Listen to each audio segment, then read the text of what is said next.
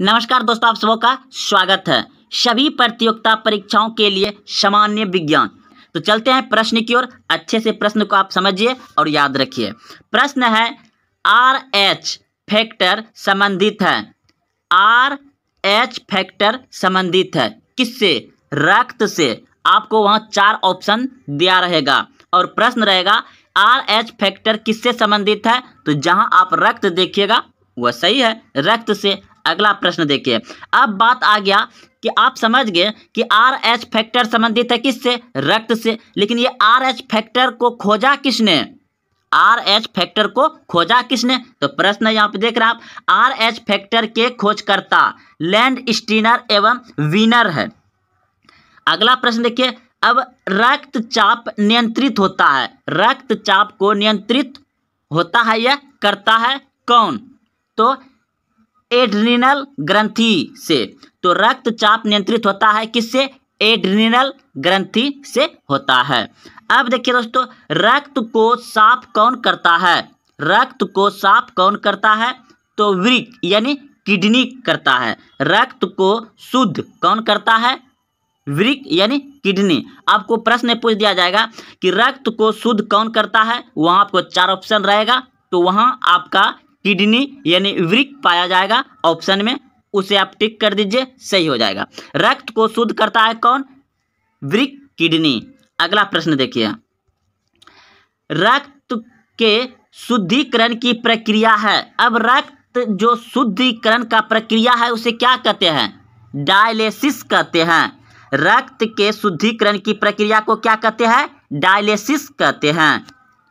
अगला प्रश्न है, मूत्र का निर्माण होता है। मूत्र का निर्माण कहाँ होता है? तो वृक्क में ही होता है।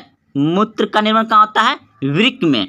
अगला प्रश्न है, वृक्क यानी किडनी, वृक्क यानी किडनी का भार होता है। कितना होता है किडनी का भार? 150 ग्राम का भार होता है। अगला प्रश्न है, मानव गुर्दे किडनी में बनने वाली पथरी बनी होती हैं। मानव गुर्दे यानी मानव का जो गुर्दा है किडनी में बनने वाली पथरी बनी होती है। किसका बनी होती है? कैल्शियम ऑक्जेलेट की, कैल्शियम ऑक्जेलेट की बनी होती है। अगला प्रश्न है, रक्त का pH मान होता है। देखिए ये क्षारीय क्या है? क्षारीय वह होता है जो pH मान 7 से अधिक हो। क्षारीय 7 से अधिक होता है pH मान, और 7 से जो कम होता है उसे क्या कहते हैं? अम्लीय। 7 से जिसका कम pH मान होगा वह अम्लीय होगा, और 7 पक्का जिसका होगा वह उदासीन होता है। आप सभी अच्छे से पढ़े होंगे। तो जितना भी 7 से अधिक pH मान होगा वह सभी किसके अंतर्गत आएगा?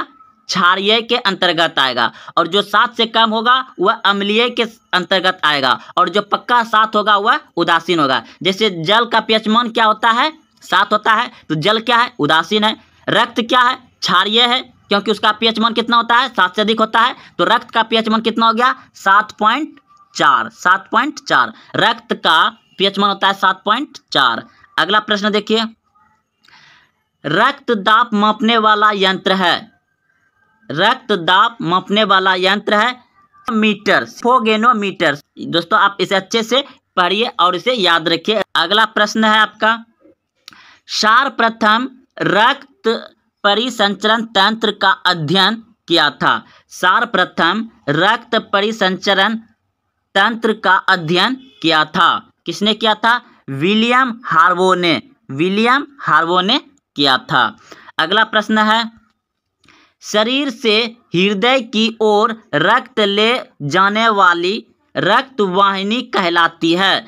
शरीर से रक्त को हृदय की ओर ले जाने वाली रक्त वाहिनी क्या कहलाती है? सीरा। शरीर से हृदय की ओर रक्त ले जाने वाली रक्त वाहिनी क्या कहलाती है? सीरा। यानी शरीर से हृदय की ओर रक्त कौन ले जाता है? सीरा। अगला क्वेश्चन देखिए। हृदय से शरीर की ओर रक्त ले जाने वाली रक्तवाहिनी को क्या कहते हैं? धमनी। धमनी कहते हैं। पहला प्रश्न आप क्या पढ़े थे कि शरीर से हृदय की ओर रक्त को कौन ले जाता है? शरीर से हृदय की ओर रक्त को कौन ले जाता है? सीरा। और हृदय से शरीर की ओर उसका उल्टा, हृदय से शरीर की ओर कौन ले जाता है? धमनी। अगला प्रश्न देखिए। अब प्रश्न है, हृदय की धड़कन का नियंत्रक है, हृदय की धड़कन का नियंत्रक है पेसमेकर। पेसमेकर, हृदय की धड़कन का नियंत्रक है पेसमेकर। अगला प्रश्न है, जैविक साथ क्या है? कृत्रिम हृदय है। जैविक साथ क्या है? कृत्रिम हृदय है। शरीर में ऑक्सीजन का परिवहन, शरीर में हम लोग जो ऑक्सीजन या सांस ले रहे हैं उसका परिवहन कौन करता है? तो रक्त करता है, रक्त के द्वारा होता है। शरीर में ऑक्सीजन का परिवहन किसके द्वारा होता है? रक्त के द्वारा होता है। अगला प्रश्न है, पीत होता है पीले हरे रंग का और क्षारीय होता है। पीत होता है पीले हरे रंग का और क्षारीय द्रव होता है। पीत बिल का पीएच मान होता है 7.7, यानी 7 से जितना अधिक होगा पीएच मान वो क्षारीय होगा। तो पीत होता है पीले हरे रंग का, क्षारीय द्रव है। पीत का पीएच मान होता है 7.7। अगला प्रश्न है, पीत स्रावित होता है यकृत द्वारा। पीत स्रावित होता है यकृत द्वारा। अगला प्रश्न है, यकृत यानी लीवर, यकृत को ही लीवर कहते हैं। तो यकृत लीवर में भविष्य के लिए कौन सा विटामिन भंडारित रहता है? यकृत लीवर में भविष्य के लिए कौन सा विटामिन भंडारित रहता है? तो विटामिन ए। विटामिन ए जो है लीवर में यानी यकृत में भविष्य के लिए भंडारित रहता है विटामिन ए। अगला प्रश्न है, पीत बिल जमा होता है पित्ताशय में। पीत बिल जमा होता है कहाँ? पित्ताशय में। याद रखिएगा, पीत बिल जमा कहाँ होता है? पित्ताशय में। अगला प्रश्न है, हाइड्रोफोबिया रोग होता है कैसे होता है?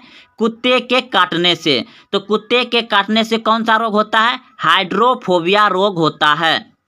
और हाइड्रोफोबिया रोग होता है विषाणु द्वारा, क्योंकि कुत्ता जो काटता है उससे विषाणु निकलता है और विषाणु के द्वारा क्या होता है? हाइड्रोफोबिया रोग होता है।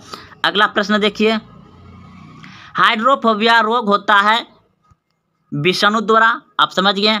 अगला प्रश्न है, विषाणु को ही वायरस कहा जाता है। विषाणु को क्या कहता है? वायरस। जैसे कोरोना वायरस हो गया, उसी तरह से ये विषाणु वायरस, यानी कि विषाणु का नाम ही है वायरस। उसको आप कोरोना विषाणु भी कह सकते हैं, कोरोना विषाणु यानी कोरोना वायरस।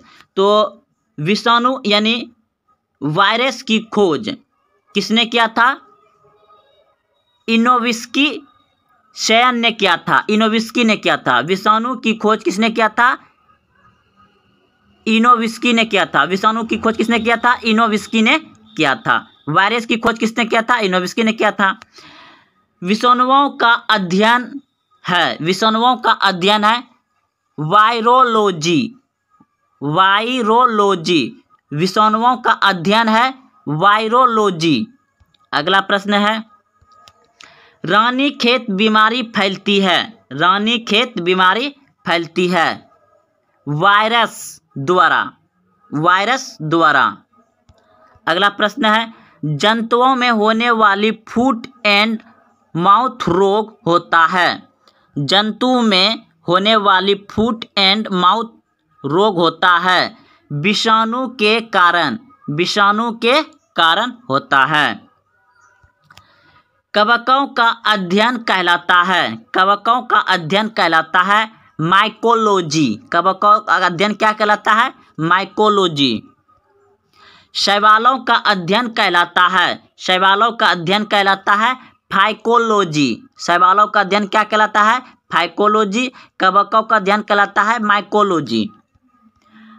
शैवालों की कोशिका भित्ति बनी होती है सेल्यूलोज की बनी होती है। जीवाणु की खोज जीवाणु की खोज किसने किया था? लीक्यूवेनोहोक ने किया था। ध्वनि का वेग सर्वाधिक होता है। ध्वनि का वेग सर्वाधिक होता है ठोस में। ध्वनि का वेग सर्वाधिक किस में होता है? ठोस में। ध्वनि की गति धीमी होती है हवा में। ध्वनि की गति किस में धीमी होती है? हवा में। और ध्वनि की गति सर्वाधिक किस में होती है? ठोस में।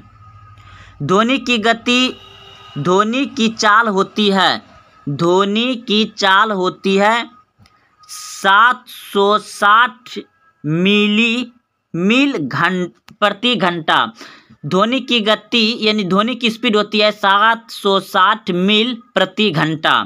ताप बढ़ाने से ध्वनि की चाल बढ़ती है।